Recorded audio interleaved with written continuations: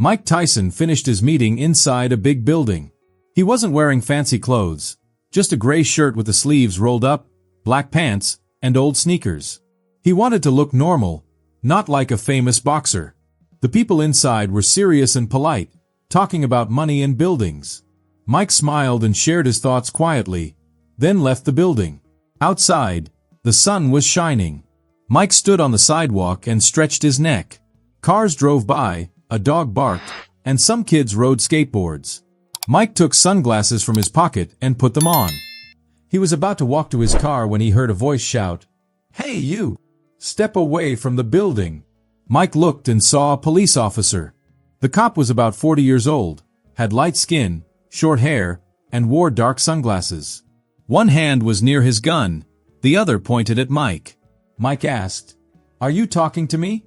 The officer said, "You don't belong here. Move along." Mike said calmly, "I just came out of this building." The officer stepped closer and looked Mike up and down, like he was dangerous.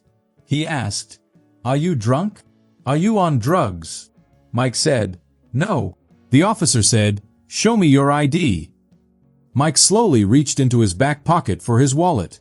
But before he could take it out, the officer slapped Mike hard across the face. The slap was loud. Everyone nearby stopped and stared. A woman gasped, the kids on skateboards stopped, and even people in cars slowed down. Mike didn't get angry or yell. He just stood very still. His sunglasses fell down his nose, and his mouth opened a little, not from pain but because he was surprised. The officer said, "Don't reach for anything, or you'll get hurt." Mike carefully put his wallet on a nearby car, stood up straight, and took off his sunglasses so the cop could see his face clearly. Mike's eyes got sharp, and his fingers twitched a little. Mike said quietly, "You just made a big mistake." The cop took a step back and looked surprised. "Wait, you're Mike Tyson?" Mike stepped closer. "Yeah. You didn't know who I was." Someone in the crowd started filming the whole thing on their phone. The video zoomed in on Mike's face and the cop's angry one. People watching said, "Is that Mike Tyson? He just got slapped. This won't end well for that cop." Mike didn't hit the officer back. He just stared at him, making the officer feel bad about what he did. More people gathered, some recognizing Mike right away, others feeling something serious was about to happen. The officer reached for his radio, but before he could call for help, another officer arrived. He was older, wore a gray uniform with badges, and looked very important. "Officer Keller, stop right there," the older officer said firmly. The cop froze and kept his hand near his gun. Mike didn't move or blink. Just standing there made the cop feel more pressure. The older officer walked up to Mike and said, "Mr. Tyson." Mike looked at his hand but didn't shake it. Mike said, "I know who you are. Do you know who you just hit?" The older officer looked around. The crowd was bigger now, with many people holding up phones, recording live. One girl whispered, "It's already on Twitter." Someone else said, "Instagram Live has 30,000 people watching." The cop's face turned pale. His hand dropped from his gun. "Sir, I didn't mean to," the cop started. Mike looked at him with narrow eyes. "You thought I was a criminal just because of my skin color?" The officer stammered, "I was just doing my job." Mike said, "You were following racism, not the law." The street was full of people now. Everyone saw what happened clearly: an angry cop, a calm Mike Tyson, and a lesson about respect and fairness. The older officer turned to Keller and said, "You're suspended. Give me your badge and gun." Keller looked shocked but slowly took off his badge and put it in the officer's hand. Then he handed over his gun. The crowd gasped, and some people clapped. Mike didn't say a word. His silence showed everyone how heavy the moment was. Then a black car stopped near the crowd. A man in a suit stepped out and said, "Mr. Tyson, your lawyer is on the phone. The news is already talking about this." Mike took the phone, listened quietly, then gave it back to the officer. "I won't press charges," Mike said, and everyone gasped. "But," Mike said sharply, "I will talk to every reporter who asks. I'll tell them exactly what happened." The officer looked worried. Mike continued, "But first, I want every second of that officer's body camera video to be shown to the public, without anything cut out." The officer nodded. You'll have it tonight. And there will be a public apology. Not just for you, but for everyone who's been hurt and couldn't fight back. Mike smiled just a little and got into the black car. Someone from the crowd shouted, "Why didn't you knock him out?" Mike looked back and smiled softly. Because sometimes, the real knockout happens after the silence. By the time the car turned the corner, the video was already all over the internet. The news talked about it everywhere. Mike Tyson, calm and strong, didn't fight back when slapped by a racist cop. It became a big story. At the police station, Keller sat alone in a dark room. His phone kept buzzing with messages, threats, and jokes from people all over the world. But the worst was the video clip that played over and over. Mike standing still, getting slapped, and saying, "You just made a mistake." By morning, the video had reached places like London, Paris, Tokyo, and Nairobi. News anchors talked about it, showing the slow-motion replay of the slap. In downtown LA, the mayor's office was full of phone calls. The police chief stared at the video, angry and silent. Meanwhile, Mike sat at his breakfast table, looking at his phone. His lawyer was with him, scrolling through the news. "It's out of control," the lawyer said. "They're calling it the slap heard around the world." Mike didn't laugh or smile. He just nodded once. "It should be," he said quietly. Later, the police department planned a press meeting without cameras, to talk about what happened. But Mike showed up, dressed like before, calm and casual. The police captain tried to stop him, but Mike walked right in. The room was full of reporters, some who flew in from far away, others live-streaming everything. The police spokesperson spoke first. "We know about the incident. Officer Keller is on leave while we investigate." Mike stepped forward without a microphone or notes. "I'm not here for revenge," he said. "I'm here for the truth." The room went very quiet. "Yesterday I got slapped," Mike said. "Not because I was fighting or dangerous, but because someone saw my skin and thought I was a bad person." Cameras clicked, and microphones moved closer. Mike said, "This isn't just about me. It's about every person who has been treated like a criminal before being treated like a human." He paused and lowered his voice. "I didn't hit back, not because I couldn't, but because they expected us to lose control. They want to prove their fears." Everyone held their breath. Mike said, "I showed self-control, and now the world is watching." A reporter asked, "Mr. Tyson, will you sue?" Mike said flatly, "No. But I will ask for change. Better police training, new rules, and real consequences." He pointed to the cameras. "Every one of you will help make sure this isn't forgotten." Back at the police station, Officer Keller watched the news alone. He looked like a ghost, with no badge or gun. Two officers from Internal Affairs came in, a tall, calm black woman and a younger white man with a file about Keller. The woman said, "Officer Keller, you know why you're here." He nodded quietly. They played the video again, from different cameras. Then she asked, "Why did you slap Mike Tyson?" He whispered, "I didn't know who he was." She said, "We're not asking about that. We want to know why you hit him." He said nothing. The other officer opened the file and said, "This isn't your first time. You have had complaints about you for the last 2 years." There were records of 3 complaints. One from a black teenager who said Keller pushed him for jaywalking, one from a Latino man stopped many times with no reason, and another. Before, these were quiet and hidden, but now they were evidence. Meanwhile, Mike sat in his gym office. His phone rang. "Call from Washington," his assistant said. Mike picked up and heard a calm, practiced voice on the other side. Mike was sitting in his gym's small office. The phone on his desk buzzed. His helper said, "There's a call from Washington." Mike picked up the phone. A calm, practiced voice said, "Hello, Mr. Tyson. My name is Deputy Rachel Langston. I work with the Secretary of Justice." Mike leaned back slowly. The woman said, "We want to invite you to speak to a special group in the government about making the police better." Mike didn't answer right away. The woman kept talking. "You didn't ask for this, but it found you.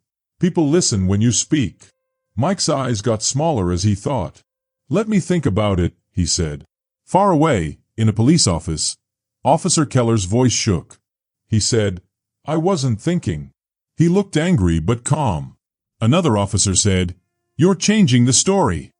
She said, No, you're changing what you see when you look at black men who don't seem calm enough to you.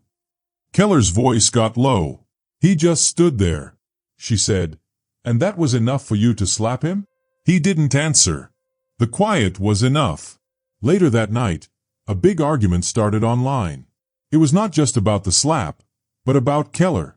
Someone shared pictures of old complaints about him from inside the police. News stories started saying, Who is Officer Ryan Keller? The slap wasn't his first bad thing. The heat didn't stop. It was growing. Mike sat on the edge of a boxing ring, wrapping his hands. Not to fight, but to think. Freddie Roach walked into the gym with a folder. Congress is serious, Freddie said. They want you there next week. Mike didn't look up. Do you think I should do it? Freddie shrugged. You didn't throw a punch, but you still shook things up. Mike smiled a little, then stood. Maybe it's time to hit harder. The flight to Washington was quiet. Mike sat by the window in first class all alone. He looked out at the clouds. He wore a dark hoodie, jeans, and old sneakers, not a suit. It was the kind of clothes Officer Keller might have thought looked suspicious. When the plane landed, the car was ready. No cameras, no fancy lights, just 3 black cars and a woman with a badge that said, Justice Department Civil Rights Division. She nodded at him. They're waiting for you. Mike raised an eyebrow. Am I late? She smiled a little. You're not late, but history is. Back in Los Angeles, the mood was different. Inside the police office, Officer Keller sat with his lawyer. Sweat dripped down his neck. The room smelled clean but sad, like a place where bad news happens. Across from him sat the disciplinary board. 3 officers, 1 civil rights person, and a camera. The lead investigator spoke first. Officer Keller, you are suspended without pay. This means you cannot work until we check both the Tyson slap and your other actions. Keller swallowed hard. His lawyer whispered, Say nothing. So he stayed quiet, but the silence felt like punishment. Outside the building, a crowd had gathered. It was bigger than anyone expected. People shouted, We see you. No justice, no badge. You don't touch Tyson. Some held banners with Mike's face. Others had just one word. Enough. Police tried to keep the crowd back, but the anger was too big. This was not just about Mike Tyson anymore. It was about every slap no one saw. Meanwhile, Mike stood in front of the big government building, the U.S. Capitol. Photographers took pictures from far away. Mike didn't look scared. He looked ready. Inside the room for the meeting, there was a buzz of talking.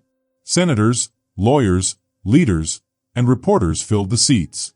When Mike walked in, everyone stood up. Not because it was a rule, but because they respected him. The chairwoman, Senator Alvarez, adjusted her microphone. Mr. Tyson, thank you for coming. We know this wasn't your choice, but we are glad you're here. Mike nodded, calm and steady. She told him to start talking. Mike leaned into the microphone, and the room went quiet. I didn't come here to talk as a boxer, he said. I came as a man, as a black man, as a dad, and as someone who got slapped because someone saw my face and forgot I was human. Everyone stopped writing. All eyes looked at him. That officer didn't just slap me, Mike said. He slapped every person who was ever thought to be a threat just because they looked different. People gasped. He wasn't finished. And when I didn't hit back, that wasn't a weakness. It was a warning. Back in Los Angeles, someone live-streamed Mike's talk outside the police station. The crowd grew quiet to listen. When Mike finished, he said, If you want peace, train your officers like you train soldiers, with discipline, with kindness, and with consequences when they fail. The crowd cheered, but now they shouted a new chant. At the same time, Mike's words were going everywhere online. His name was trending in 17 countries. Clips of his talk were everywhere, from TikTok to TV shows. One short clip was the most popular. Mike looking into the camera and saying, This wasn't an accident. It was a pattern. I just happened to be famous enough to show it. Back in Los Angeles, a news channel showed a special report. A reporter had looked deeper into Officer Keller's files. It wasn't just 3 complaints. There were 8. 2 were cleared. 3 were quietly handled inside. But 3 complaints had disappeared. One was from a retired teacher named Marcus Ellison. He was 70 years old and lived alone. 2 years ago, Marcus was stopped at a crosswalk for jaywalking. Officer Keller pushed him onto the sidewalk. Marcus broke his wrist trying to stop his fall. A report was filed, but the body camera footage was broken. The case disappeared. Now the reporter found hospital papers and talked to Marcus, who still had a metal plate in his wrist. The short interview played on TV during the evening. Marcus said, "I told them what happened, but I wasn't a celebrity. I was just an old man." He looked right at the camera. "I guess they didn't think our pain mattered." The next morning, the police union had an emergency meeting. The mood was tense. "We should protect our officers," someone said. Another said, "Not that one. He's toxic." If Tyson sued, they would lose everything. The vote was quick. No more help for Keller. No money. No lawyers. He was alone. In a small, dark apartment in Koreatown, Officer Keller sat hunched on his couch. His eyes were red. The laptop was still playing Mike's talk on repeat. Mike's words hit him again and again. That officer didn't just slap Mike Tyson, he slapped every person. Keller threw the laptop across the room. It broke, but the sound kept playing on his phone and TV. Now, someone spray-painted his front door. It said, "You're fired. You're famous. You're done." Back in Washington, Mike's helper came in. "It's the White House." Mike raised his eyebrow and picked up the phone. A calm man's voice said, "Mr. Tyson, this is President Carter's office. The president watched your hearing. He wants to meet you and talk about something bigger." Mike leaned back in his chair. What bigger thing? There was a pause. National police reform laws. Mike had been to the White House once before, in the 1980s. Back then, it was just a photo and a handshake. This time, there were no smiles, no handshakes, just an invitation that felt like a call to duty. Security led Mike quietly through the building. No cameras, no press. Only the sound of shoes clicking on marble floors and the whispers of helpers. He was taken to a small room where President Carter waited with 3 helpers and a folder marked, "Federal Police Reform, Urgent Review." The president stood up. Mike stayed seated. The president said, "I watched your hearing." Mike nodded. "I'm not here to say it again." The president replied, "We want your help to write the new law." Mike raised an eyebrow. "You want me to be the face?" "We want you to be a force," the president said. Meanwhile, in Los Angeles, Officer Keller's troubles got worse. A remix video went viral. A YouTuber slowed down the slap video, added dramatic music, and mixed in pictures of other police abuses around the country. The text said, "This time the world didn't look away." The video got 20 million views in 12 hours. Celebrities shared it. Athletes posted it. Times Square showed it on one of the biggest screens. It played over and over. No words, just the truth. Back at the White House, Mike looked through the plans for reform. Some ideas were small. More body cameras, more training hours. Others were bigger. Federal checks and independent review boards. Mike didn't blink. He closed the folder and said 4 words, "Add the Tyson clause." The room went quiet. "What's that?" the president asked. Mike looked him in the eyes. "If any officer is caught using too much force, proven by video, they can never wear a badge again. No moving to other places. No hiding behind paperwork." One helper said, "That's strong." Mike leaned forward. So was that slap. In a quiet corner of Los Angeles, Keller sat at a worn kitchen table. There was a knock at the door. 2 men in suits handed him a paper. It was a subpoena. He had to go to a meeting and talk about what happened. Publicly. The next morning, the news was everywhere. Tyson wanted a new rule called the No Badge for Life policy. This rule would mean that police officers who do bad things wouldn't keep their badges forever. The president was thinking about adding Tyson's idea to a big law, and police groups were very worried.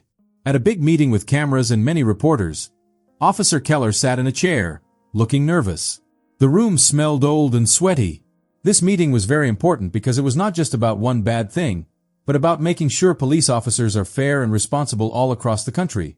A voice asked Officer Keller, "On the day you hit Mr. Tyson, were you scared or in danger?" Keller moved a little and said, "No."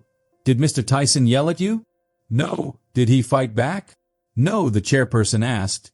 "Then why did you hit him?" Keller clenched his teeth and said, "I made a mistake." The chairperson said again, "You made a mistake, or you didn't understand Mike Tyson?" The room got very quiet. Everyone saw that Keller was hiding the truth for a long time. He looked scared now. At the same time, people all over the country started talking about the Tyson rule.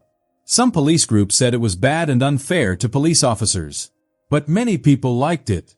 A big number of Americans, including many young police officers and black Americans, supported the rule. Mike Tyson didn't say much after the meeting until a reporter found him at a community center in Brooklyn. He was talking to kids who needed help. The reporter asked, "What do you think about all the people who don't like your idea?" Mike looked serious and said, "Some say I'm weak because I didn't hit back. Others say I'm too strong because I want fairness. So what is the right way to be strong?" That night, during the news show about the meeting, a man came forward to speak. It was Darius King, a famous boxer who fought Tyson before. He spoke slowly and said, "I know what it means to take a hit, but I also know what it means to earn respect." Mike didn't fight back because he has grown. If we punish someone for growing, we punish everyone for hoping to be better. The room was quiet. Mike didn't answer because he didn't have to. Officer Keller looked up once, his face pale. King wasn't there to brag. He was there to tell the truth about Mike now. Then the leaders voted. They decided Officer Keller would lose his badge forever. People cheered outside. Reporters rushed to write the news. Keller sat quietly, shocked by what happened. At the Capitol building, everything was very busy. People who wanted to stop the Tyson rule were trying hard to change minds. Some called it a very important law. Others said it was a fight against police officers. But Mike Tyson didn't stop. That morning, Mike stood outside the Capitol steps with 3 state leaders, 2 judges who stopped working, and a mother whose son died while in police care. Cameras were on him. Mike held the paper with the new law and said, "This is not about politics. It's about rules. What a police badge should never protect." Then he looked at the camera and said, "If you're scared of this law, maybe you shouldn't be a police officer." Across town, some important people met in a fancy hotel. 6 men, wearing expensive suits, planned how to stop the Tyson rule from becoming law. One union leader said, "Mike Tyson is too strong right now. We need someone close to him to make people not trust him." A senator said, "No, divide him." The strategist smiled and said, "I know just the person." That night, Mike came back to his hotel and found someone waiting for him. It was Caleb, his old best friend. They trained together when they were young and even fought in the ring. They hadn't talked for many years. "Caleb," Mike said slowly. Caleb was wearing a nice suit but didn't smile like before. They talked, but Caleb's voice sounded strange, like he was pretending. Finally, Caleb said, "I was asked to speak against you." Mike frowned. "Speak about what?"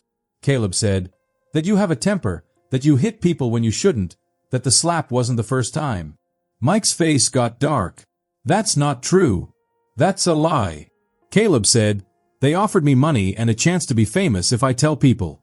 If I go public, it will change what people think about you." Mike didn't say anything. Caleb looked away. "They are scared of you, and you're scared of them." Back at the Capitol, the pressure grew. Some senators who liked the law before were now not sure. They got secret papers and rumors that Mike was angry and dangerous. It was a secret plan to take away support for the law slowly. At 2 a.m., Mike got a call from his lawyer. 2 senators changed their minds. "We might lose the vote next week." Mike sat in the dark and clenched his teeth. Then he said, "We have to be louder." The next day, the news showed Mike's face on every channel, but now people were talking bad about him. They said he was angry and unstable. It was working against him. Mike's lawyer came to his hotel and said, "They are playing dirty." Mike looked out the window, quiet. Then his lawyer said, "Caleb agreed to go public." Mike nodded once. Tomorrow. But no one knew Caleb had recorded everything they said for 1 whole hour. Someone leaked the recording, not to the news but to Congress. One part was taken out of the full recording. In that clip, Caleb said, "You're not who they think you are, Mike. They think you changed, but I know you are still inside." Mike's voice was cold. "They should be scared of what I'm ready to live with if they keep hiding the truth." The next morning, the news headline said, "Tyson admits he wants revenge." The country was split. 2 more senators pulled their support. The vote was getting lost. In a meeting room, Mike's team talked about what to do. His lawyer said, "We should release the whole recording." The PR manager said, "No, it makes him sound cold."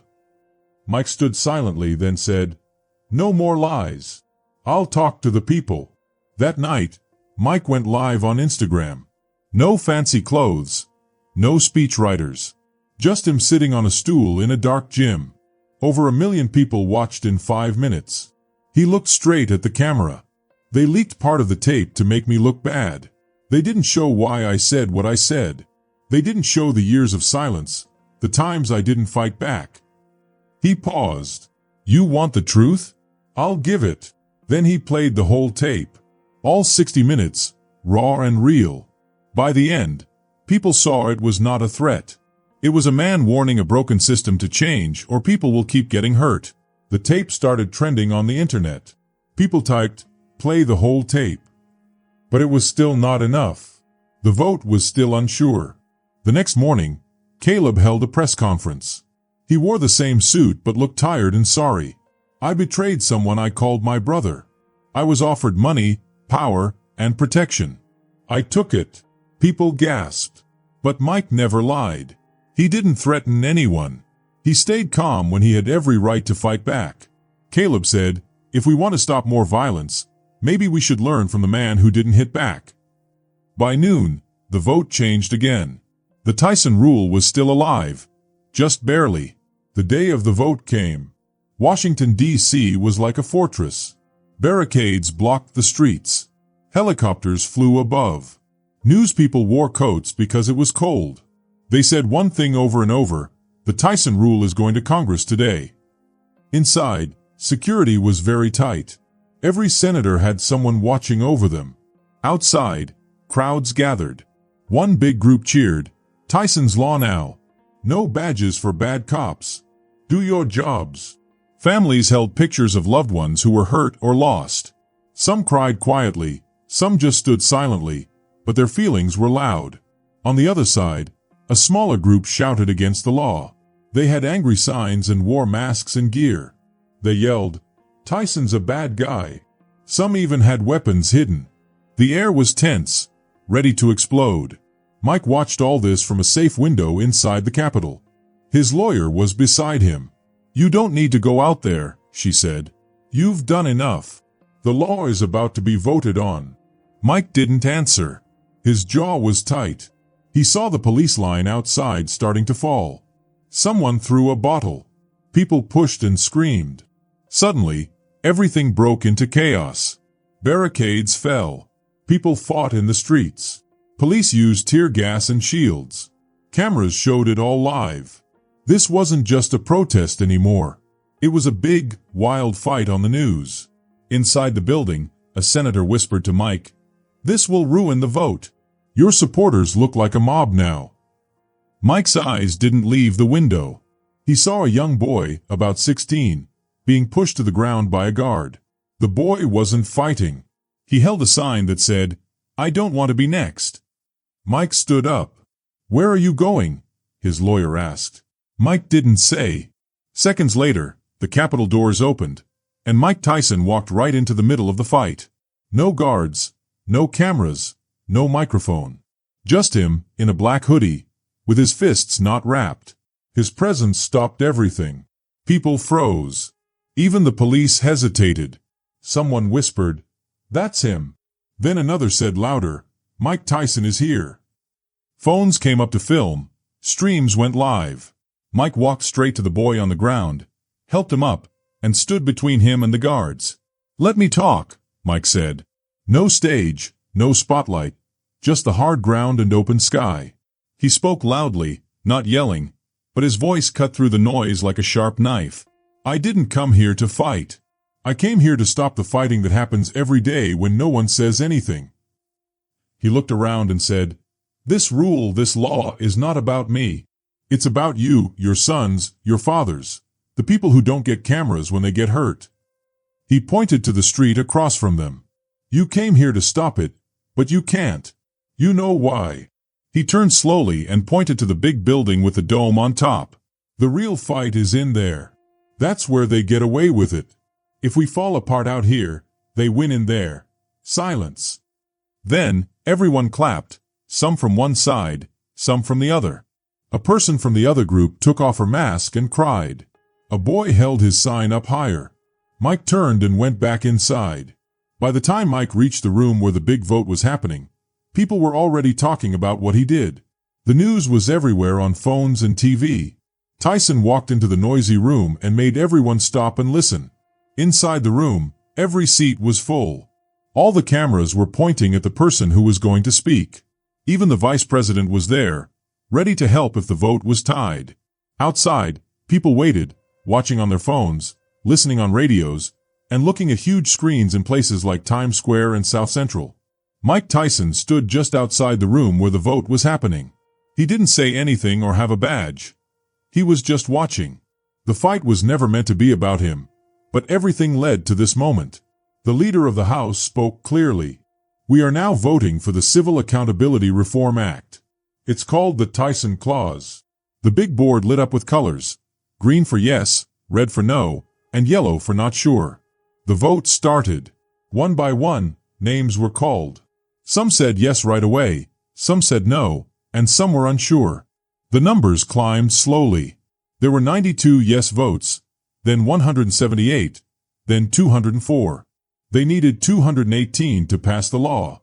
Mike watched, his jaw tight, every red light making him nervous. At 2:15, the room was very quiet. Only 3 votes were left. One was undecided. 2 were expected to say no. It looked like the bill might fail. Then, a man named Congressman Renner from Texas raised his hand. He said, "I change my vote." People gasped and whispered, "What?" Renner said, "I met with Mr. Tyson. I saw the video and listened to everything. I vote yes." The room shook with applause. It was not loud or wild, but full of hope. Next, the undecided senator, a woman, looked at her screen. She didn't say anything, but she stood up and pressed the button. Now they were just one vote away. The last name was called, a congresswoman from Colorado who usually followed her party's rules. Everyone watched her.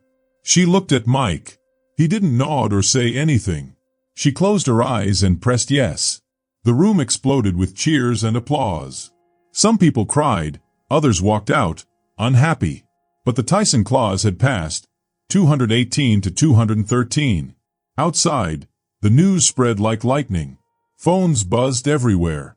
The big screen in Times Square read, "Tyson Clause passes Congress in New York. No badge for brutality law now federal." In Los Angeles, people gathered where Tyson had been slapped before, putting signs and flowers to honor him. In Washington, D.C., Mike took a deep breath. An assistant came to him and asked, "Mr. Tyson, do you want to talk to the press?" Mike shook his head no. The assistant looked confused. "What should I tell them?" she asked. Mike started walking away and said over his shoulder, "Tell them we don't need to speak anymore. The law speaks now." Within 2 days of the bill passing, police departments in all 50 states got the same message. Start checking body camera rules and officer histories right away. Some police were worried, some delayed, but a few, especially those who needed federal money, acted fast. One of the first officers to be checked was Ryan Keller. He was called to a federal office in Los Angeles, the same city where he had slapped Tyson weeks before.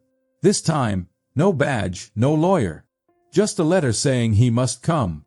"You were found guilty of breaking the new law," the lead agent told him. The Tyson Clause says any police officer who used too much force before can never work as a police officer again if they work with federal money. Keller tried to argue, "I'm already suspended." That was local. The agent slid him a paper. "You are now banned from working as a police officer anywhere in the United States." Keller stared at the paper. He had no words. This time, he could not fight back, go to another city, or get retrained. He was finished. Meanwhile, across the country, the new law was making a big difference. A retired officer in Chicago quietly lost his community job. Another in Georgia had his application to return denied because of old bad behavior that was never known before. The Tyson clause was strong, and people could feel it. Back in Washington, D.C., the city planned a big event no one expected. A national ceremony at the Lincoln Memorial. Congress had voted to give Mike Tyson the Presidential Medal of Civil Justice. It wasn't a medal for soldiers or politicians, but a new medal made just for him. When Mike went up to the podium, dressed simply in a Navy suit, the crowd stretched for blocks. Veterans, athletes, moms, activists, and children all held signs saying, "Thank you for standing still. You changed everything." The president gave Mike the medal. The crowd cheered loudly. Mike didn't smile. He just held the medal in one hand and whispered something to a boy standing behind him. The press couldn't hear it, but the boy did. Mike said, "Don't let them slap you into silence." 3 weeks later, the world moved on, but Ryan Keller was still broken. He was unemployed, his name known only for bad reasons. He lived in a small motel outside Bakersfield, eating cheap food and using up his savings. The internet never forgot him. He couldn't even open a bank account because people recognized his name. One night, drunk and feeling worse, Keller opened his laptop. He clicked on a video that had passed 100 million views, called "The Day Mike Tyson Didn't Hit Back." He watched it again for the 1,000th time. The video showed the slap, then the courtroom, then Congress, then the law that erased him, and finally Mike holding the medal. His hands shook. He opened his email and typed, "Subject: Redemption. Interview request. 2 big TV networks." He wrote, "I want to tell my side, the real side. I was tricked. I want to clear my name." He clicked send. No one replied. No one wanted to hear it anymore. Back in New York, Mike Tyson walked quietly through Brownsville, the same neighborhood where he had fought kids in the streets just to survive. Now he walked with his hoodie up and head down. But this time, the street didn't shrink away from him. Old men nodded at him. Kids whispered, "That's him." He stopped in front of a corner gym. The paint was faded and the building looked old, but there was noise inside. Mike went in. A boy about 10 years old was hitting a punching bag. He had no skill or rhythm, but he had heart. Mike smiled. The gym owner noticed Mike and almost dropped his clipboard. "Mike Tyson," he said. Mike nodded. "I'm not here for photos." The man stammered. "What then?" Mike looked at the boy, then at the owner. "I'm here to teach."